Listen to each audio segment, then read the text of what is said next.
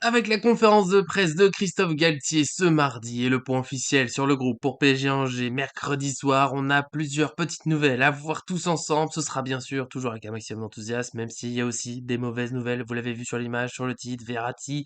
Voilà, on va voir les détails, on va parler de tout ça. Avant ça, n'oubliez pas le petit j'aime pour nous soutenir. Je suis un petit peu moins malade, j'espère que c'est notamment grâce à vous. Donc continuez comme ça et puis bien sûr, abonnez-vous en activant la cloche pour ne rien manquer de nos prochaines vidéos.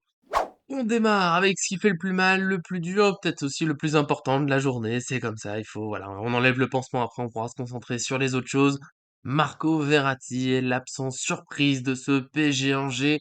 Le club a fait savoir qu'il a ressenti une douleur au quadriceps droit ce matin à l'entraînement. Il a donc dû quitter la séance et il va falloir des examens qui seront faits dans les 48 heures pour savoir quelle sera exactement la gravité de sa blessure et la date de retour.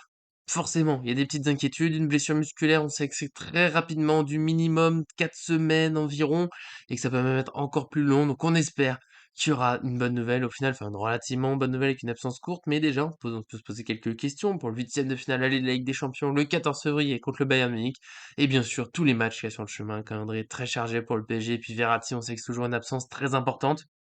Après, on va dire que c'est l'occasion pour les autres milieux de se montrer, et ça nous envoie déjà au premier point la conférence de presse de Christophe Galtier, parce qu'il n'y a pas grand-chose à dire de plus pour Verratti, et c'est que Zahir Emery est prêt pour jouer en Ligue 1 et en Ligue des Champions. Il l'a affirmé, il l'a dit, il dit pas beaucoup plus sur cette conférence de presse, il a beaucoup parlé de lui récemment déjà avec beaucoup d'éloges. Là, il a fait court, il a fait rapide, voilà, cette affirmation qui suffit de se dire que ce milieu de saison a vraiment sa place au PSG. Pour la seconde partie de saison, ça paraît assez mérité vu ses derniers matchs et les matchs de ses concurrents, et peut-être encore plus avec cette blessure de Verratti, donc il fait partie des joueurs qu'on espère titulaire contre contre Angers ce mercredi, même si bon pour l'équipe parisienne notre pronostic c'est demain, la tradition continue, c'est voilà le matin des matchs qu'on sort cette vidéo là pour l'instant. Point sur le groupe, point conférence de presse et donc notamment cette annonce-là qui compte beaucoup. Pour le reste, il a parlé un peu plus largement des jeunes et ça va forcément dans la logique avec Zaïre Emery, voilà, il est là pour jouer et Galtier est revenu sur le fait que voilà, ça a été pris comme décision cette saison de réduire un peu l'effectif pour qu'il les jeunes aient de la place. Il le répète comme il y a quelques temps et il n'y aura pas de recrues s'il n'y a pas de départ. Ils veulent pas, voilà, casser l'espace qu'il y a pour les jeunes, des jeunes talents qu'on veut voir grandir à Paris, notamment Zaïre. Il a pas donné de nom hein, particulièrement, mais bon, on pense forcément à lui, Garbi, Bichiabou, Ousni en attaque, évidemment. Donc voilà, le PSG veut de la place pour ces jeunes, ils le méritent. C'est des jeunes de très haut niveau, ils sont en plus bien encadrés avec des grands joueurs à l'entraînement, ils ont l'espoir de jouer, donc il y a tout ce qu'il faut pour grandir. À souligner Galtier, c'est le, voilà, le message le plus important de la conférence de presse. Sinon, il a été invité à évoquer voilà, quelques joueurs, il n'y a rien eu de on va dire, très spécial comme message. Sarabia est en manque de confiance, mais avec du temps de jeu, ça pourrait aller mieux. C'est ce qu'on espère tous. Il est content de Mukiele en ce moment, c'est logique, hein, il revient assez bien en forme. C'est une bonne nouvelle pour le PSG d'avoir une belle doublure en défense. Il a souligné sa polyvalence, hein, latéral droit, piston droit, défenseur central, peut-être défenseur gauche s'il le faut. C'est le couteau suisse, c'est parfait. Il fait bien en plus son travail en ce moment.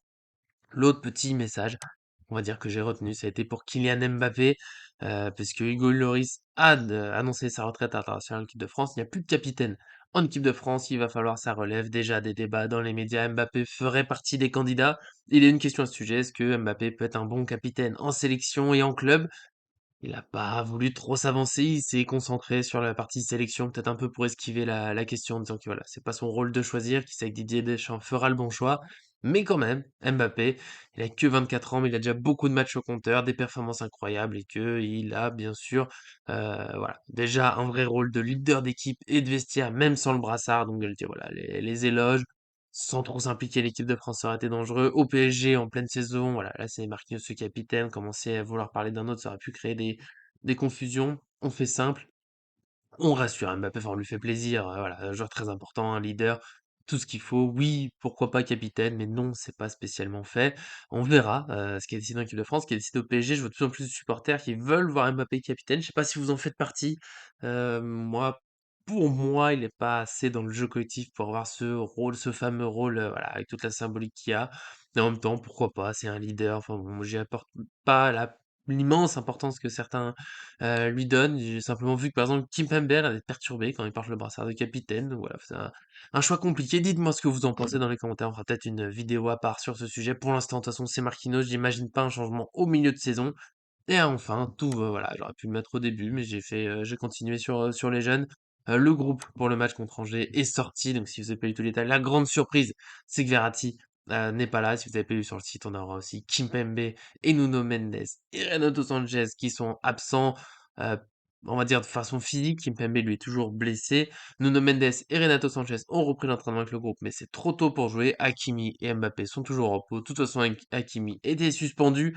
Pour rentrer un peu plus dans le détail de tout ça, avec l'équipe parisienne, ben, ça sera demain, comme je vous l'ai dit, dans la matinée environ. À chaque fois, on le sort. L'horaire précis, c'est pas toujours facile. On s'adapte. On fait comme on peut. Promis, on fait le maximum pour être au top avec vous. Donc, bien sûr, bah, dites-moi tout ce que vous pensez de tout ça dans les commentaires. C'est toujours un plaisir de discuter avec vous. Toujours, je le dis, le petit j'aime, l'abonnez-vous. Je sais que je le répète, mais c'est important pour nous, pour continuer à grandir, pour vous proposer toujours de meilleures choses. En tout cas, merci à tous de suivre. À très bientôt sur cette chaîne.